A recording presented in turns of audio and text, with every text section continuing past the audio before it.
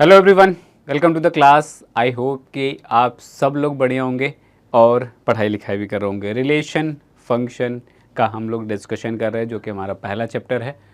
उसी के कंटिन्यूएशन में बात करेंगे, तो होपफुली जो भी अब तक पढ़ाया मैंने, आप लोगों को सारी चीज़ें समझ में आई होंगी। लास्ट टॉपिक जो हमने डिस्कस किया था वो टाइप्स ऑफ फंक्शन था, उसी के कंटिन्यूएशन में बात कर रहे हैं। तो अगर आज के क्लास के टॉपिक की बात करें,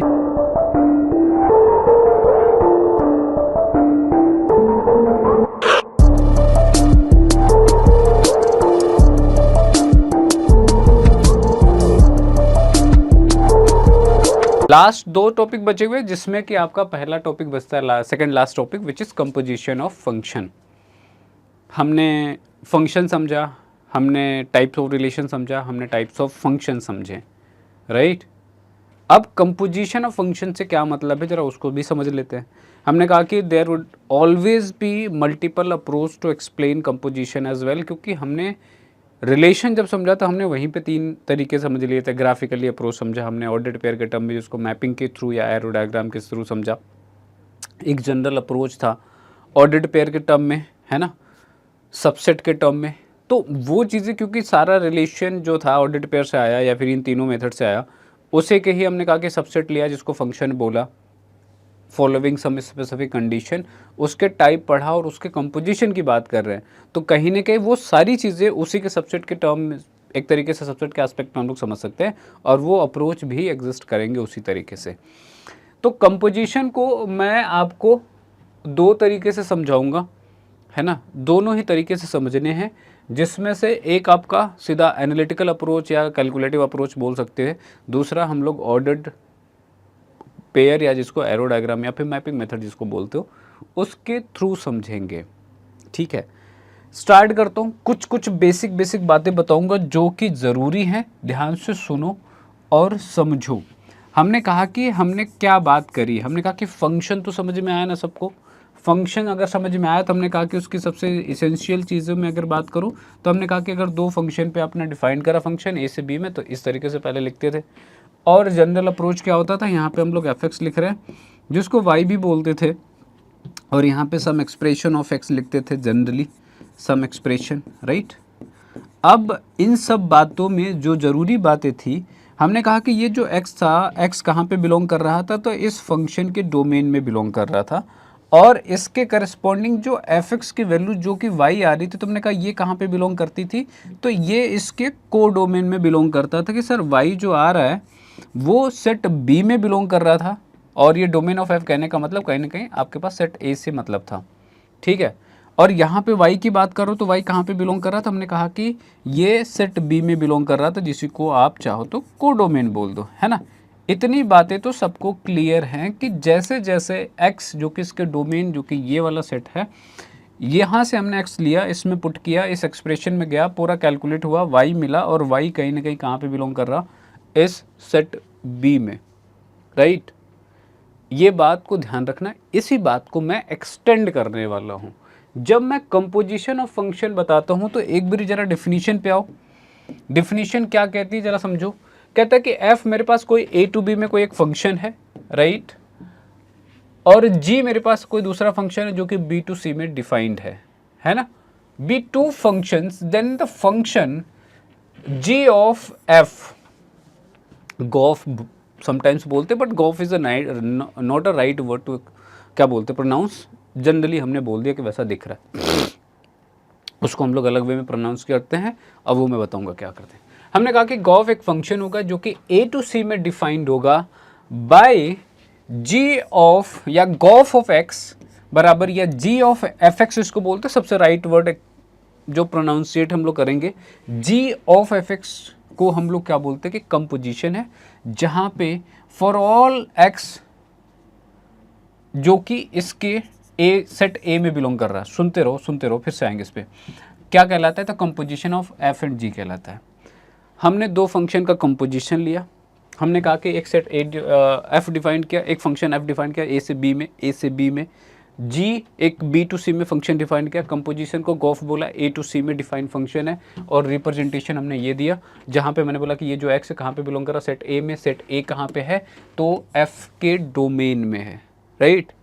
और इसको हम लोग क्या बोल रहे हैं कि ये एफ और जी का कंपोजिशन है। जरा समझो जरा इसको।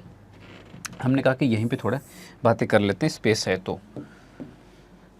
दो फंक्शन का कंपोजिशन दो से ज़्यादा का भी होगा।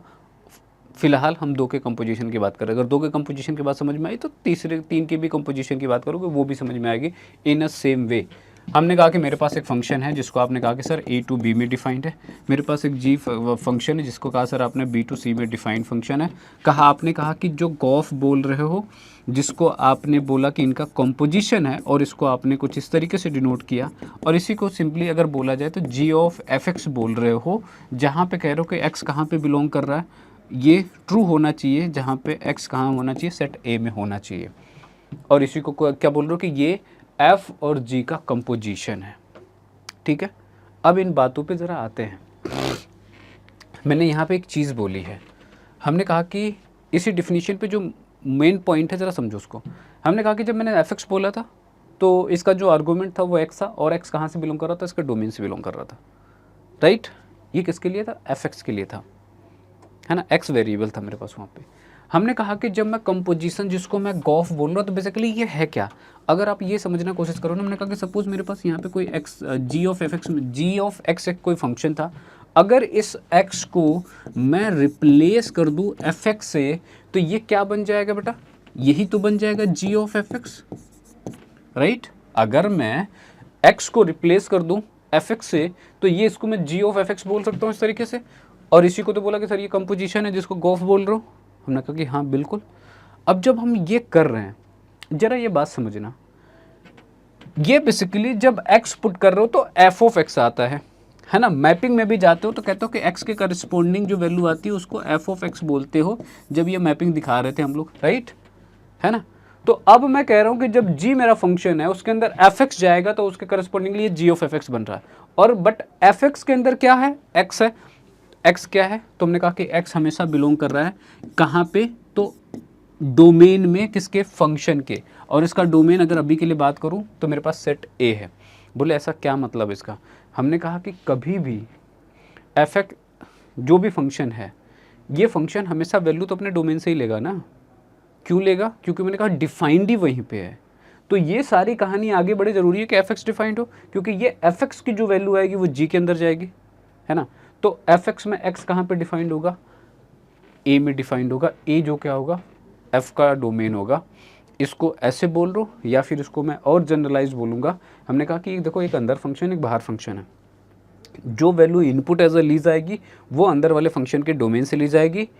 और आउटपुट की अगर बात करो, हमने कहा कि जैसे ही मैंने एक्स ए से लिया उसके करस्पॉन्डिंग एफ एक्स मिलेगा।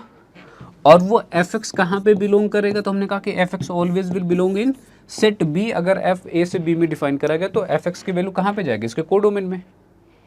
और वही वैल्यू जो होगी एफ एक्स की, अगर मैं जी के करस्पॉन्डिंग देखूंगा तो इसका मतलब जी के अंदर इस एफ की वैल्यूज जाएंगी और इसके करस्पॉन्डिंग इसके बाद जी ऑफ एफ एक्स की वैल्यूज मिलेंगी।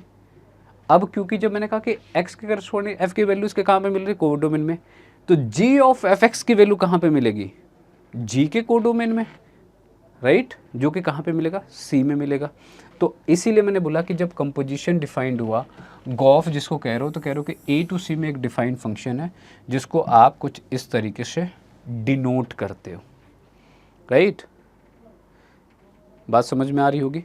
तो हमने कहा कि सिर्फ गॉफ नहीं, हम दूसरे तरीके से भी इसको बोलते हैं, जिसको हमने कहा कि अगर ये सेम फंक्शन पे अगर मैं बात करूं, एफ ए टू बी में अगर डिफाइंड फंक्शन है और जी बी टू सी में डिफाइंड फंक्शन है ना, तो हमने कहा कि हम यहाँ से एफ ऑफ जी एक्स भी निकालते हो जिसको आप फॉग बोलते हो, right. F of g x से डिनोट किया। और ये क्या था, अब यहाँ पे जो x बिलोंग करेगा बेटा कहाँ पे बिलोंग करेगा, हमने कहा कि जो अंदर वाला फंक्शन होगा उसके डोमेन में। तो यहाँ पे x कहाँ पे बिलोंग कर रहा है, तो वो डोमेन में बिलोंग कर रहा है किसके, सेट b की। सेट b क्यों, क्योंकि हमने कहा कि अंदर g है, g का डोमेन इज b, राइट। तो वो सीधे वहाँ पे बिलोंग करेगा। अब इस सेट के हिसाब से जो वैल्यूज़ आएंगी यहाँ पे जाएंगी, जो कि f के अंडर आएगा, और f की वैल्यू मिलेंगी। तो जो f बिलोंग कर रहा होगा वो कहाँ पे बिलोंग करेगा, तो मैंने कहा कि ये अपने कोडोमेन में बिलोंग करेगा, तो इसकी वैल्यू कहाँ पे आ जाएंगी, तो ये भी बिलोंग कर जाएगा सेट बी में। अब लेकिन ज़रा यहाँ से एक छोटी सी चीज़ चेंज कर देते हैं। अगर मैं सेम लिख रहा हूँ तो यहाँ पे थोड़ी सी दिक्कत है, इसको थोड़ा चेंज कर देते हैं। ए टू बी लिखा, इसको मैं सी टू डी लिख देता हूँ, राइट। तो ये ज़रा समझना आसान होगा। जी की वैल्यू अब यहाँ पे लिख देते हैं कि एक्स कहाँ पे बिलोंग कर रहा होगा, सी में बिलोंग कर रहा होगा, सेट सी में। इसके करस्पॉन्डिंग जी एक्स की वैल्यू एफ के अंदर जाएगी, और एफ कहाँ पे बिलोंग करेगा, तो एफ की जो वैल्यूज़ होंगी ना वो कहाँ पे ये कहाँ पे बिलोंग करेगा, ये पूरा का पूरा जिसकी बात कर रहा हूँ, तो हमने कहा कि ये बिलोंग करेगा आपके पास एफ के कोडोमेन में। तो इसको कैसे लिखा जाए, will element of set B which is codomain of f, है ना। बातें समझ में आ रही होगी। और अगर बातें समझ में इतनी आ रही है तो मैंने कहा कि देखो एक कैलकुलेटिव पार्ट है जिसको करना बड़ा आसान है, दूसरा इसका टेक्निकल एस्पेक्ट है जो कि आपको बहुत समझना है, उधर ध्यान से सुनना पड़ेगा। ध्यान से सुनना ये पड़ेगा कि दो फंक्शन का कंपोजिशन कर रहे हो जिसको आप एफ ऑफ जी एक्स या जी ऑफ एफ एक्स से डिनोट कर रहे हो, है ना। फॉग बोला तो एफ ऑफ जी एक्स हो गया, गॉफ बोला तो जी ऑफ एफ एक्स हो गया। अब इसको एज अ फंक्शन की तरीके से सिंपल सा देखोगे तो हमने कहा कि जब आप जो भी लोगे, गॉफ लिया तो अंदर फंक्शन क्या है, एफ एक्स आया, और x हमेशा अंदर वाले फंक्शन के डोमेन से आएगा, और जो g ऑफ एफ एक्स जो कि गॉफ है उसकी वैल्यू कहाँ से आएगी, तो वो बाहर वाले फंक्शन के कोडोमेन में बिलोंग करेगी, राइट। और ये बात यहाँ पे भी वैलिड है। अब अगर ये बात वैलिड है तो फिर एक टेक्निकल बात जो समझ लेनी है आपको, हमने कहा कि कंपोजिशन ऑलवेज पॉसिबल होगा, ये डिपेंड करेगा किस बात पे डिपेंड करेगा। हमने कहा कि चलो ठीक है, हमने यहाँ पे x लिया जो कि अंदर वाले फंक्शन के डोमेन से आया, उसके करस्पॉन्डिंग एफ एक्स की वैल्यू आएगी जो इसके कोडोमेन में बिलोंग करेगी। अगर कोडोमेन में जो भी वैल्यूज़ आ रही हैं एफ के, अगर वो वैल्यू जी के अगर डोमेन में हो ही ना, फिर हमने कहा डोमेन में नहीं होगा तो वहाँ पे जी डिफाइंड ही नहीं होगा, और अगर जी डिफाइंड नहीं है तो हमने कहा कि फिर ये गॉफ एग्जिस्ट ही नहीं करेगा। जी ऑफ एफ एक्स की वैल्यू में एफ एक्स की वैल्यू अगर लेट से कुछ भी आता है, लेट से टी आता है, और टी मान लेते हैं कि अगर ये जी के डोमेन में बिलोंग नहीं कर रहा है ना, तो उस केस में जी की वैल्यू ही नहीं आएगी, वो अनडिफाइंड हो जाएगा, और जैसे ही अनडिफाइंड हो गया तो ये डिफाइंड कहाँ हुआ, फिर तो कंपोजिशन ही एग्जिस्ट नहीं कर रहा। तो यहाँ से टेक्निकल बात है कि अंदर वाले फंक्शन का जो भी कोडोमेन है, अंदर वाला फंक्शन अगर यहाँ पे f है और f का मैं कोडोमेन बोलूँगा जो कि सेट b है इसका कोडोमेन, और अंदर वाले फंक्शन का कोडोमेन जो होना चाहिए वो क्या होना चाहिए, तो बाहर वाले फंक्शन के डोमेन का सबसेट होना चाहिए। सबसेट होने का मतलब क्या है, यहाँ पे जो भी मिलेगा ये वैल्यू कहीं ना कहीं इसके बाहर वाले फंक्शन के डोमेन में अगर नहीं बिलोंग कर रही तो वहाँ पे डिफाइंड नहीं करेगा। अगर मैंने बोल दिया कि अंदर वाले फंक्शन का कोडोमेन बाहर वाले का सबसेट, तो ऑब्वियसली इसके सारे एलिमेंट यहाँ पे बिलोंग कर रहे होंगे, उस केस में कंपोजिशन एग्जिस्ट करेगा, अदरवाइज कंपोजिशन एग्जिस्ट नहीं करेगा, राइट। अब अगर इस बात को बोलूँ कि ये सब सारी कहानी लिखी ये बात को फॉलो कर रही क्या, तो हमने कहा कि अंदर वाले फंक्शन का कोडोमेन बी है, बाहर वाले फंक्शन का डोमेन बी है, दोनों सेम है, तो ऑब्वियसली हर सेट अपने आप का सबसेट होता है, तो ये बात वैलिड है। और जब कंपोजिशन की वैल्यू निकालेंगे तो हमने कहा कि ये फिर ये वाली वैल्यूज इसके अंदर जाएंगी और इसके करस्पॉन्डिंग ये कहाँ पे एग्जिस्ट करेगा, तो सी में वैल्यू देगा, अपने कोडोमेन में देगा। इसीलिए बोला कि जो एफ ऑफ जी एक्स कहाँ पे बिलोंग करेगा बेटा, ए टू सी में, जहाँ पे ए यहाँ से आया और जी की वैल्यू कहाँ पे गई, सी के अंदर गई, कोडोमेन में, राइट, किसके, जी के। तो this is our composition, right. तो एक तो जनरली आपके पास ये एस्पेक्ट होगा कि बुक में ये सीधा सीधा क्या करते हैं, जनरली ये आपको इक्वेट करके दे देते हैं, सेम दे देते हैं। बट अगर कहीं ऐसा हुआ कि जो बातें मैंने अभी बोली है कि अंदर वाले फंक्शन का जो कोडोमेन वो बाहर वाले फंक्शन के डोमेन का सबसेट अगर नहीं है, तो कंपोजिशन आप करके आ जाओगे लेकिन वो वैलिड नहीं होगा। तो इस बात का ध्यान रखेंगे कि हम ये बात चेक करें।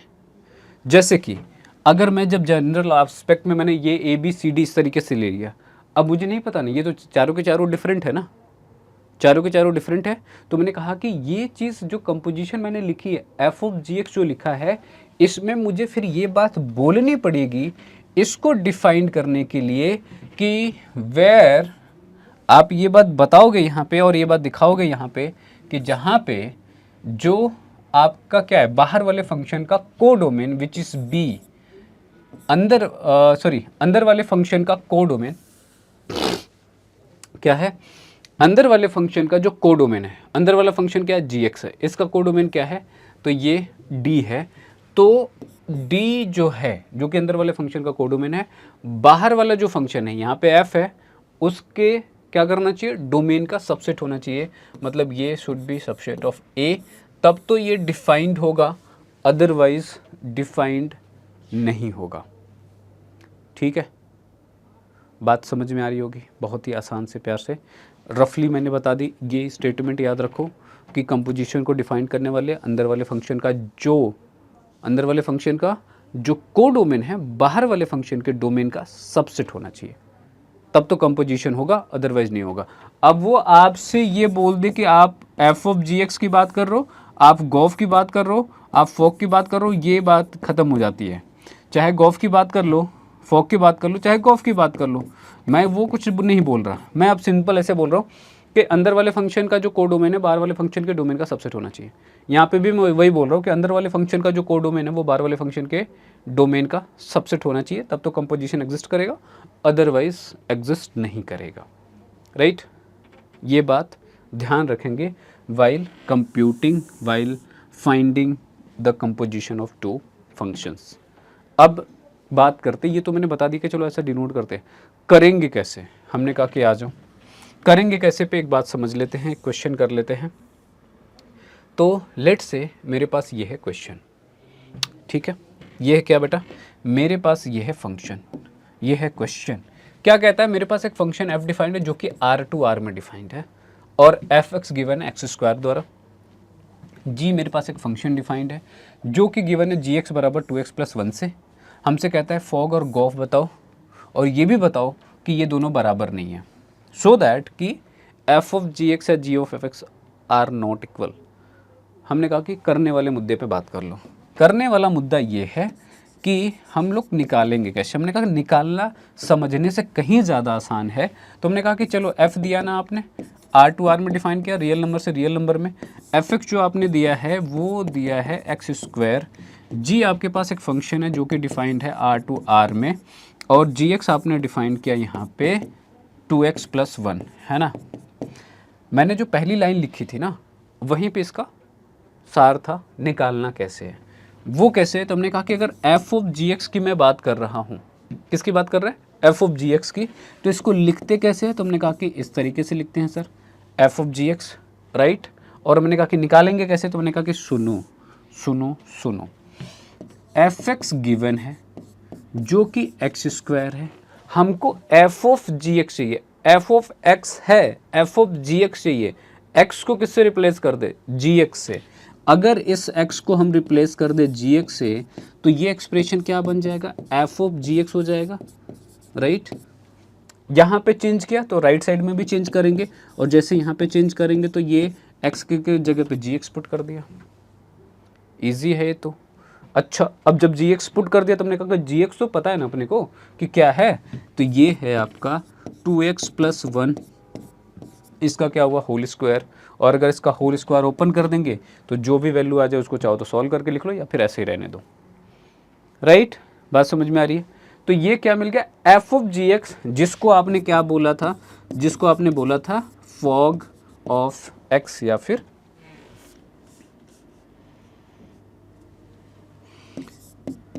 जिसको आपने क्या बोला बेटा, तो इसको बोला आपने फॉग, ठीक है।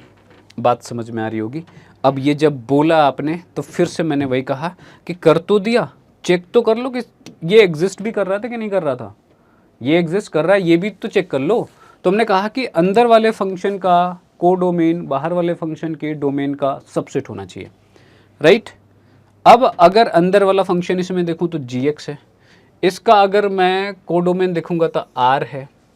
मैंने कहा कि बाहर वाला फंक्शन f है, तो बाहर वाले फंक्शन के डोमेन का सबसेट होना चाहिए, तो यहाँ पे r और r का सबसेट होगा। इस बात में किसी को डाउट है क्या, हर फंक्शन अपने आप का, हर सेट अपने आप का सबसेट होता है, तो ये बात ट्रू है। इसका मतलब हम ये कर सकते थे, राइट। और अगर ये कर सकते हैं तो हमने कहा कि बाकी का भी दूसरा भी सोच लेते हैं, है ना। हालांकि मोस्ट ऑफ द केसेस में आपको ऐसा दिखेगा कि वो ऐसा सेट ही देगा जहाँ पे कंपोजिशन एग्जिस्ट करेगा, और जहाँ तक निकालने वाली बात होगी तो हमने कहा किस तरीके से निकाल लेंगे, है ना। बट अगर कहीं पे नहीं दिया, वो आपसे ऑब्जेक्टिव में उलझाना चाहे आपको, तो ये नोट पॉइंट है और इसको ध्यान रखेंगे, ठीक है जी। अगर ये निकल के आया तो हमने कहा कि हमने क्या निकाल लिया, एफ ऑफ जी एक्स। हमने कहा कि हमको निकालना है जी ऑफ एफ एक्स, जो कि किसको कैसे लिखते हैं हम लोग, हमने कहा कि कुछ इस तरीके से, राइट। हमने कहा कि मुझे क्या चाहिए, हमने कहा कि जी एक्स मुझे गिवन है, जो कि मेरे पास क्या है 2x + 1 है।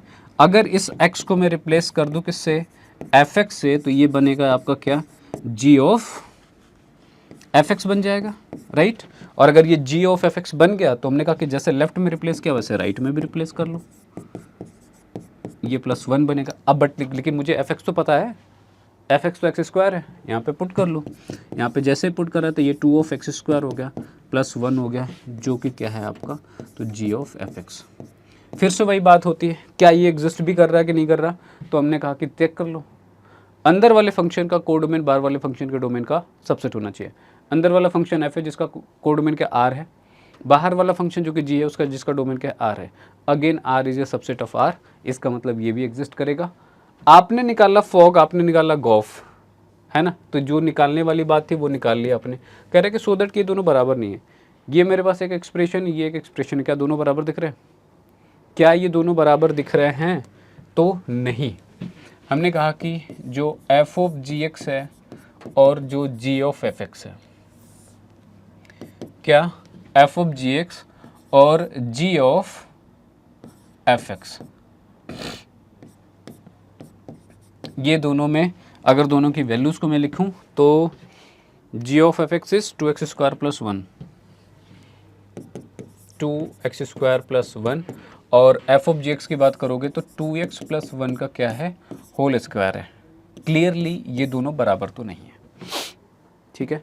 तो कंपोजिशन में आप सीधा बोलोगे फॉग और गॉफ बराबर तो नहीं है, ये बात आप यहाँ से शो कर सकते हो कि ये दोनों बराबर तो नहीं है। किसी को और कुछ समझना रहे कि नहीं बराबर है कि नहीं, एक स्क्वायर करके देख लो, अगर इससे ज़्यादा नहीं समझ में आया तो यहाँ से क्या कर सकते हैं हम लोग, स्क्वायर कर सकते हैं। तो this is what composition, this is how we find the composition, right.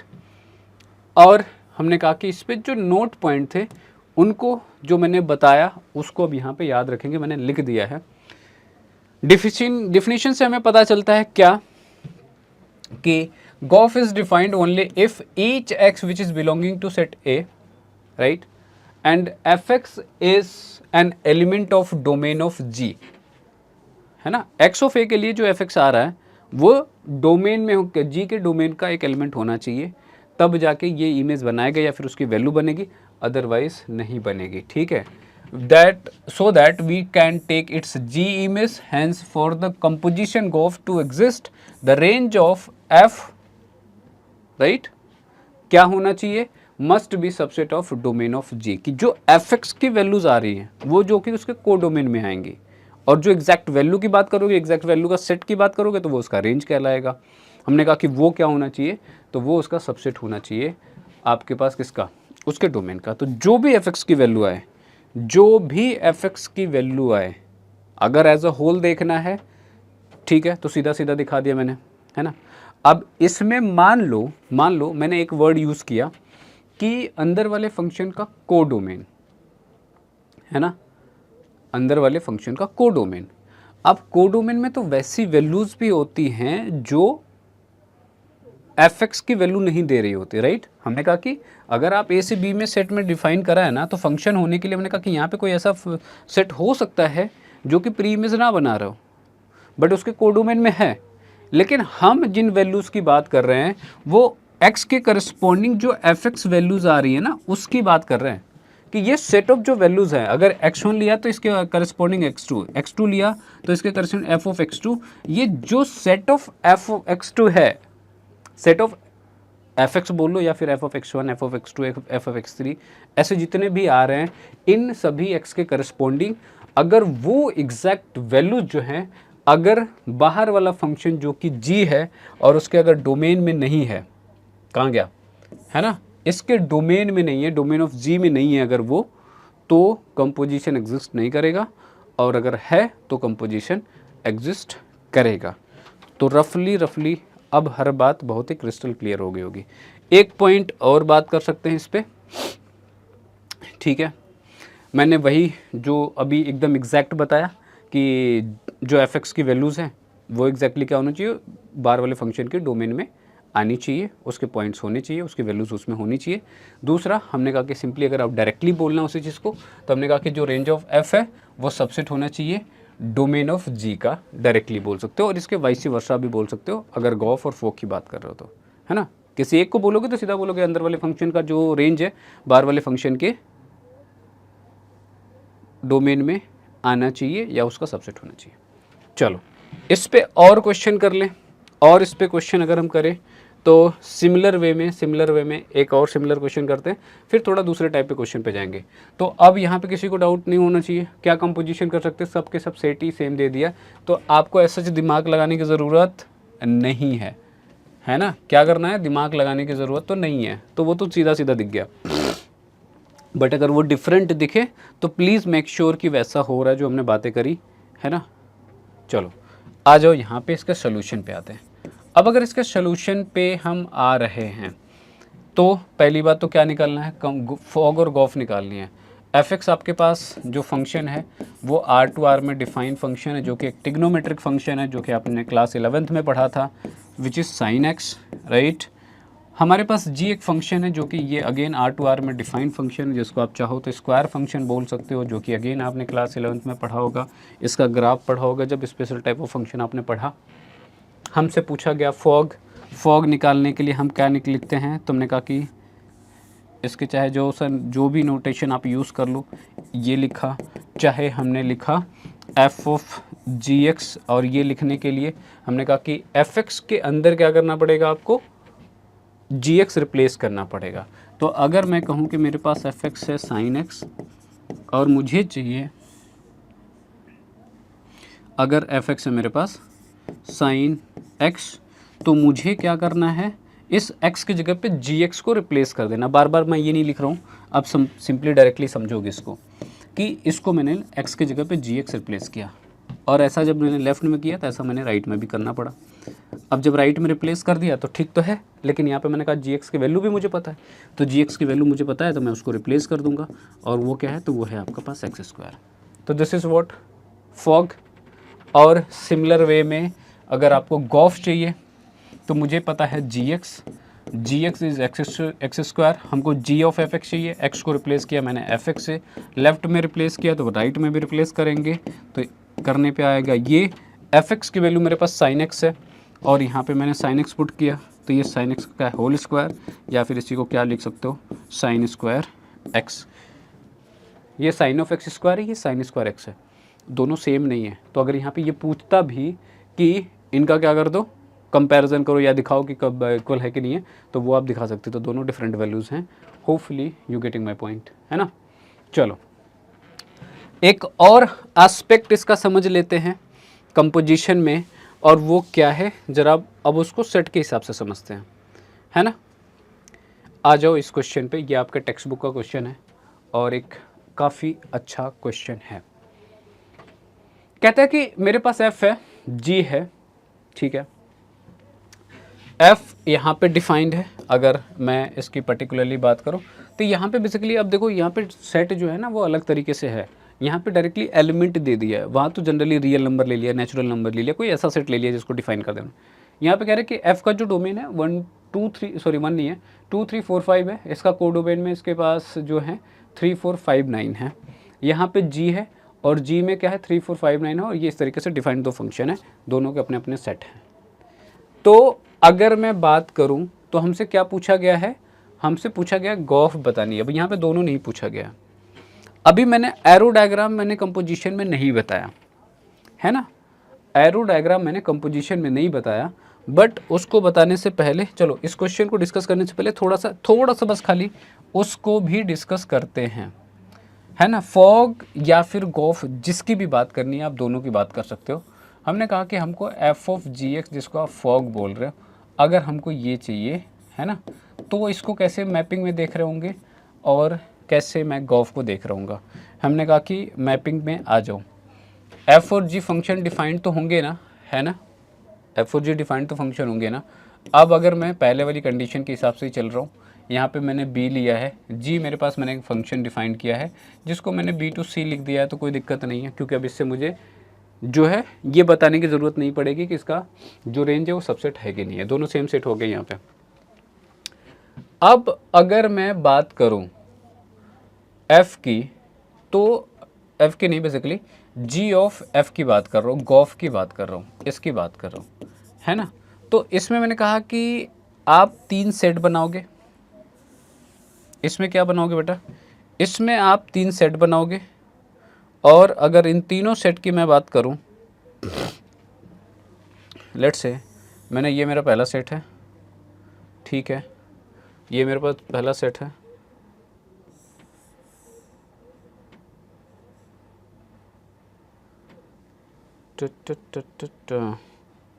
चलो ये मेरे पास पहला सेट है। अगर मैं बात करूं, ऐसे ही सेम दूसरा सेट भी ले लेते हैं, है ना, ऐसे ही सेम तीसरा सेट भी ले लेते हैं, है ना। चलो अब बात करते, जब हमने कहा कि फंक्शन f की डिफाइन होने की बात करते हैं, तो हमने कहा कि अगर ये सेट a है तो ये सेट b है, और ये f के अंदर डिफाइंड हो रहा होगा। तो अगर इसके अंदर जो भी x1, x2, x3 जो भी वैल्यूज़ होंगी, उसके करस्पॉन्डिंग इसमें जो मैपिंग बनेगी वो fx की आएगी, राइट, यहाँ पे fx आएगा।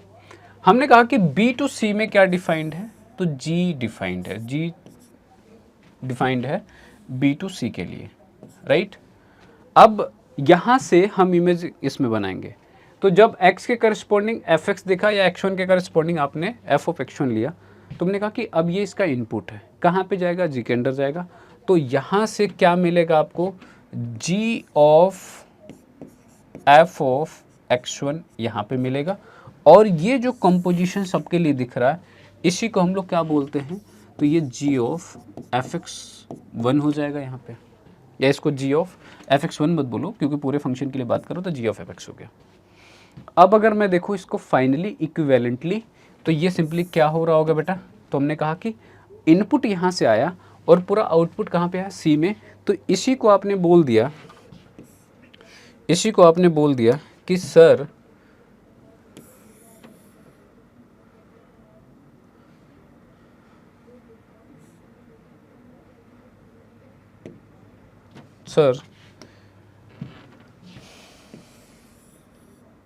अब यहाँ पे मेरे पास एक अलग तरीके का फंक्शन है जिसको मैं क्या बोल रहा हूँ, गॉफ बोल रहा हूँ, ठीक है, जी ऑफ एफ एक्स बोल रहा हूँ, जहाँ पे इसका जो x आ रहा है वो इस सेट A से आ रहा है, इसलिए मैंने सेट A दिखाया, और ये जो पूरी इसकी वैल्यू कहाँ पे आ रही है, तो सेट C में आ रही है, और यहाँ पे x1 के करस्पॉन्डिंगली यहाँ पे जो वैल्यू मिला वो g of f of x1 यहाँ पे मिल रहा है मुझे, ठीक है जी, दिख रहा होगा, g of f of x1 दिख रहा है यहाँ पे, है ना। और यही क्या था, कंपोजिशन था, अगर मुझे मैपिंग के थ्रू दिखनी। अगर यहाँ पे मेरे पास दूसरा एलिमेंट होता तो यहाँ पे दूसरे के साथ भी हम ऐसा करते, और इसके साथ क्या आता, g of f of x2 भी आता, और ये हम हमेशा के लिए देखेंगे। फॉग करना होता तो फिर ऑर्डरिंग चेंज कर देते, यही फ़र्क आता, बट लॉजिक जो है वो सेम है, ठीक है। आ जाओ ज़रा क्वेश्चन पे। हमने कहा कि अगर ये बातें थोड़ी सी समझ में आई हैं तो वो बातें यहाँ पे भी समझ में आनी चाहिए। हमारे पास एक फंक्शन है, अब इसका सीधा मैं बना रहा हूँ डायग्राम ही, एरो डायग्राम के थ्रू ही समझते हैं। हमने कहा कि मेरे पास सेट A है, मेरे पास सेट B है, और यहाँ पे ये, इसको मैं A बोलता हूँ, इसको B बोलता हूँ। यहाँ पे जो एलिमेंट है 2 है, 3 है, 4 और 5 है, और इसके दूसरे वाले सेट के अंदर जो एलिमेंट है 3 है, 4 है, 5 है, 9 है, राइट। ये क्या है, F के अंडर है, तो मैंने ये लिखा। G के अंदर गया तो इसका जो पहला सेट है जो कि इसका डोमेन है 3, 4, 5, 9, 3, 4, 5, 9, तो बाई डिफ़ॉल्ट ये मैंने कहा कि ये मोर ऑफ सेम दे देंगे आपको, बट स्टिल 1% जो चांसेस है कि वो कुछ डिफरेंट दे दे, फिर आपको चेक करने की ज़रूरत पड़े, तो उस केस में ज़रा सा ध्यान बस इस बात का रख लेना, है ना, जब ये कर रहे हो आप। तो ये दोनों सेम हो गया, तो हमने कहा कि इसको ऐसे ही रहने देते हैं, अलग नाम देने की ज़रूरत नहीं है। और इसका अगला वाला जो सेट है वो क्या है, वो ज़रूर लिख लो। वो कुछ ऐसा है जिसमें कि 7, 11, और ये है 15।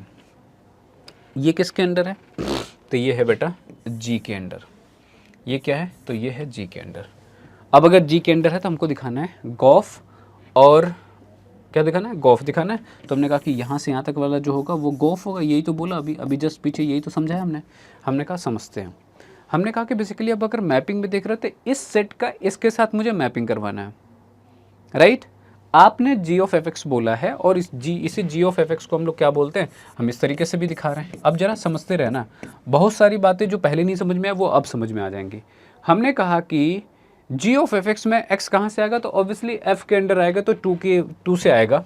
तो अगर मैं यहाँ पे देखना चाह रहा हूँ कि टू की मैपिंग क्या होगी, तो एफ ऑफ टू की मैपिंग एफ ऑफ टू, क्योंकि हमने यहाँ पे भी यही दिखाया कि x1 की मैपिंग एफ ऑफ x1, यही तो होता है, राइट? और अगर यही होता है तो यहाँ पे अगर मैं बात करूँ, मैं 2 के अकॉर्डिंग मैपिंग देखना चाहता हूँ, 3 के अकॉर्डिंग, 4 के अकॉर्डिंग, 5 के अकॉर्डिंग, राइट? अब जरा यहाँ पे देखो ये हो क्या रहा है, ध्यान से देखना। हमने कहा कि जी ऑफ एफ की में मैं 2 के अकॉर्डिंग मैपिंग देखना चाह रहा हूँ, राइट? तो ये लिखा जी और यहाँ पे लिखा मैंने 2, तो ये क्या बना? एफ ऑफ 2 बना। मैंने कहा कि इस एफ ऑफ 2 की वैल्यू तो जी के अंदर जाएगी। अब अच्छी बात ये है कि यहाँ पे जब इस और तरीके से देगा तो वो आपको वैल्यूज़ देगा। एफ ऑफ 2 गिवन है जो कि 3 है।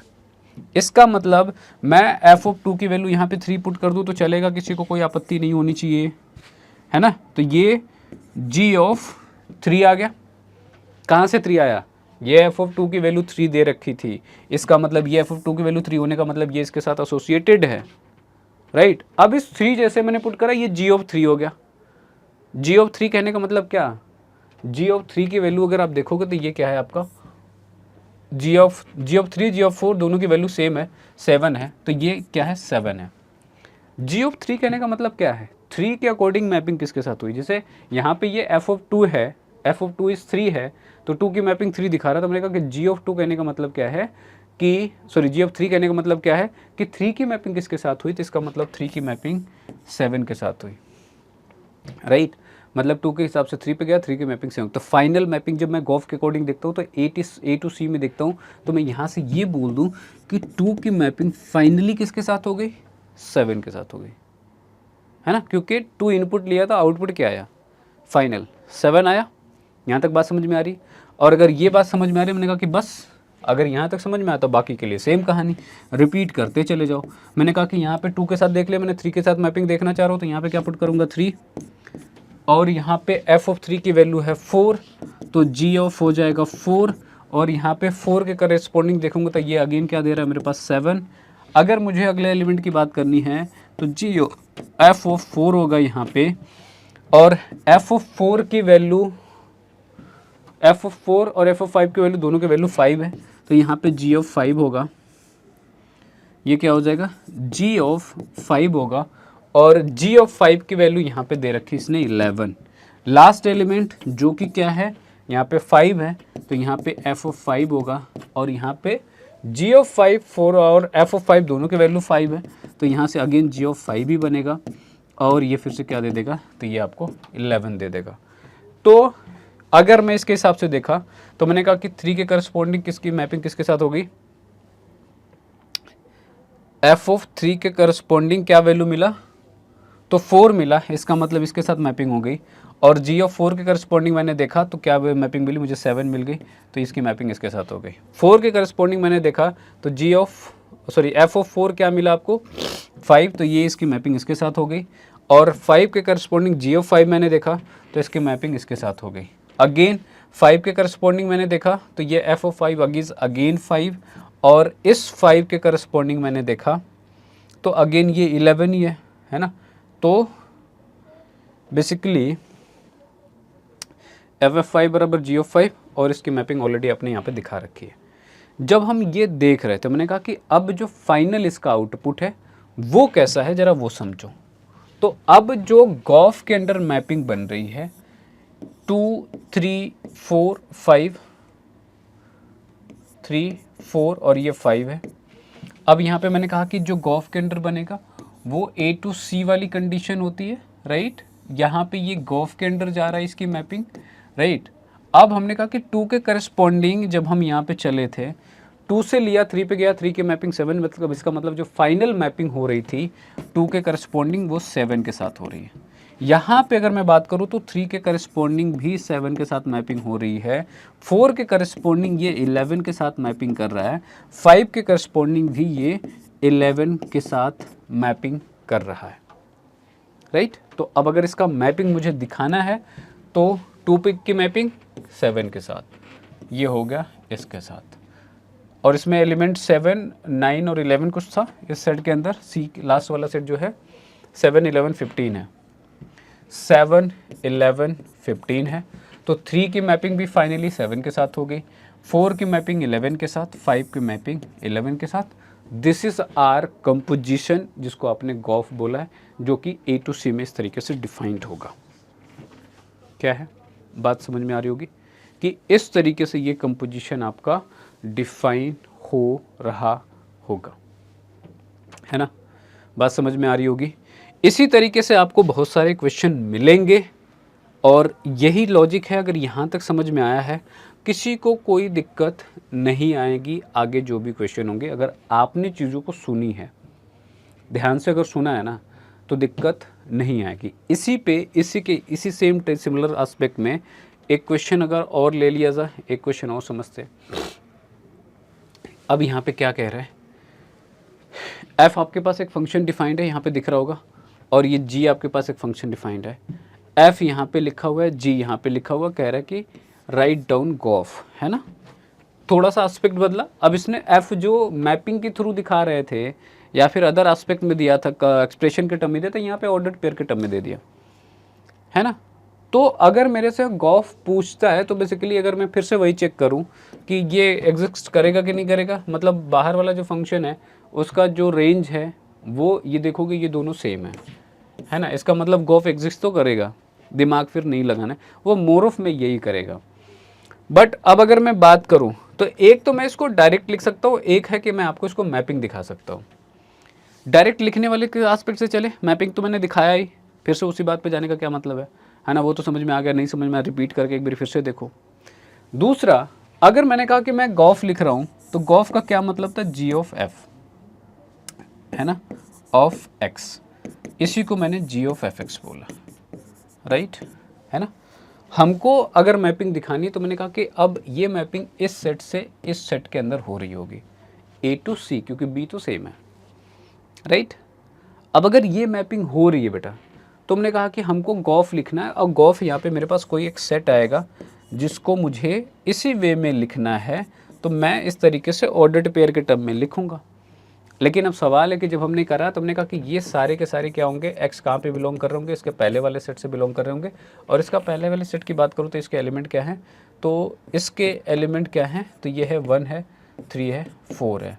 तो मैंने कहा कि जैसे जैसे 1, 3, 4 पुट करते जाऊँगा वैसे वैसे F of 1, F of 3, F of 4 मिलता जाएगा, और वो जी के अंदर जाएगा, उसके करस्पॉन्डिंग फिर जी ऑफ एफ ऑफ 1 मिल जाएगा वहाँ से, है ना। करें, चलो करते हैं। तो मैंने कहा कि अगर ये बात समझ में आती है तो, हालांकि पहले भी ये बात डिस्कस हो चुकी है कि अगर ये 1 है तो ये एफ ऑफ 1 है ना। इस 1 के करस्पॉन्डिंग ये क्या है, ये एफ ऑफ 1 है, राइट। अगर इस 3 की बात करूंगा तो 3 के करस्पॉन्डिंग ये एफ ऑफ 3 है, और 4 के करस्पॉन्डिंग ये एफ ऑफ 4 है। तो अगर मैं इसको साइड वाइज लिखते जाऊं समझने के लिए, हमने कहा कि गॉफ में जो आएगा, फिर से वही बात कि गॉफ ऑफ एक्स लिख रहे हो आप, जिसको आप जी ऑफ एफ एक्स कह रहे हो, तो इसमें मुझे क्या करना है। हमने कहा कि जी ऑफ एफ एक्स में मुझे पहला एलिमेंट लेना है, अगर एफ का तो 1 मिलेगा, और एंड 1 पुट करूँगा तो इसमें क्या आएगा, एफ ऑफ 1, और एफ ऑफ 1 की वैल्यू यहाँ पे 2 है जो कि सेट के अंदर लिखा हुआ है, तो ये क्या बना, जी ऑफ 2 बना। अब जी ऑफ 2 के करस्पॉन्डिंग देखूंगा तो क्या मिलेगा, मैंने कहा कि यहाँ पे 2 है तो 2 के करस्पॉन्डिंग क्या मिलेगा आपको, ये जी के अंडर है तो ये जी ऑफ 2 कहलाएगा, जैसे ये एफ 1 के करस्पॉन्डिंग एफ ऑफ 1 कहला रहा था, राइट। तो जी ऑफ 2, अब जी ऑफ 2 की वैल्यू क्या दिख रही है यहाँ पे, मुझे दिख रही है यहाँ पे 3, तो ये क्या आ गया, 3 आ गया। इसका मतलब अब ऑर्डर्ड पेयर के हिसाब से मैं लिख रहा हूँ, तो 1 के साथ क्या आ रहा है बेटा, 1 एज अ इनपुट गया तो लास्ट में आउटपुट क्या आया, 3, है ना। समझ में आ रहा है, नहीं आया। फिर से एक और देखो, इसका जो अगला एलिमेंट है मुझे 3 के करस्पॉन्डिंग देखना है, तो इसमें मैंने पुट किया क्या, x के जगह पे 3, तो ये बना f ऑफ 3। अब मैं इसमें जाके देखूँ कि f ऑफ 3 की वैल्यू क्या है, तो f ऑफ 3 की वैल्यू क्या है, 5 है, ये 3 है, तो ये इसके साथ में f ऑफ 3 ही तो है, और इसकी वैल्यू क्या है, तो ये 5 है, पुट कर दिया मैंने। तो ये क्या बना, ये बना आपका g ऑफ 5। अब g ऑफ 5 के हिसाब से देखूँ तो यहाँ पे ये 5 है और ये क्या है, g ऑफ 5 है, राइट। तो अगर ऐसा है g ऑफ 5 की वैल्यू क्या है, 1 है, तो यहाँ पे लिखा मैंने 1। इसका मतलब 3 की मैपिंग किसके साथ हुई, 1 के साथ, या ऑर्डर्ड पेयर में लिखा तो इस तरीके से लिख दिया। लास्ट पे आ जाओ, 4 के करस्पॉन्डिंग अगर हम देखेंगे तो यहाँ पे g ऑफ f ऑफ 4 आएगा, राइट। और f ऑफ 4 यहाँ से अगर मैं देखूँ तो ये 1 है, और ये यहाँ पे अगर मैंने 1 पुट किया तो g ऑफ 1 बना, और g ऑफ 1 के हिसाब से मैं सोचूं तो g ऑफ 1 की वैल्यू क्या है, 3 है, तो यहाँ पे क्या आ गया, 3। और अगर इसको मैं ऑर्डर्ड पेयर के टर्म में देखूं तो 4 के करस्पॉन्डिंग क्या पेयर बना, तो 3 बन गया। दिस इज आवर ग्राफ, लिख दिया भाई, नहीं दिखाया मैंने मैपिंग। और अगर मैपिंग दिखानी है अब तो सीधा सीधा ऑर्डर्ड पेयर इसकी मैपिंग नहीं दिखा सकते क्या, 1 का 3 के साथ, 3 का 1 के साथ, 4 का 3 के साथ, और 1 3 ही तो है, 1 3 4 ही तो उसके अंदर एलिमेंट है, तीनों की मैपिंग दिख रही, 1 का 3 का 4 का, हो गया मैपिंग। अब यहाँ पे देखोगे, मैंने कहा कि जो गॉफ होता है पहले से आखिरी वाले में होता है, मतलब यहाँ पे जो एलिमेंट आ रहे होंगे कहीं ना कहीं ये वाले एलिमेंट सेट से आएंगे। अगर आप देखोगे तो 3 है, 1 है, 3 है, जो कि यही वाले एलिमेंट है, कुछ अलग नहीं है, राइट। चलो, तो होपफुली ये सारी बातें आप लोगों को समझ में आ गई। इस पर मल्टीपल ऑफ क्वेश्चन मिलेंगे, वैरायटी ऑफ क्वेश्चन मिलेंगे, हमने हर तरीके के क्वेश्चन को कवर अप करने की कोशिश करी है इसमें। अब यहाँ पे जो क्वेश्चन मिलेंगे वो आपको आसान ही मिलेंगे, कोई कॉम्प्लिकेटेड नहीं मिलेगा, ठीक है। मोर ऑफ ऐसे ही होंगे जितने भी होंगे, या तो यहाँ पर एक्सप्रेशन दे देगा, एक्सप्रेशन नहीं देगा तो मैपिंग में दे देगा, सेट दे देगा, राइट, या फिर ऐसे नहीं दिया तो तीसरा जो तरीका हो सकता है वो ये है, ठीक है। तीनों ही तरीके से मैंने एक्सप्लेन कर दिया जो भी पॉसिबल एस्पेक्ट थे इसके। बाकी अब जो होगा इसके बाद अगली टॉपिक को डिस्कस करेंगे। सो अगर इसमें किसी का कोई डाउट है, कोई सवाल है, तो आप लोगों के लिए कमेंट बॉक्स खुला है और खुला रहेगा, है ना, याद रखेंगे। चलो ठीक है। So on this note, this was all for this particular lecture. Thank you all for joining, thank you all for watching, and thank you again.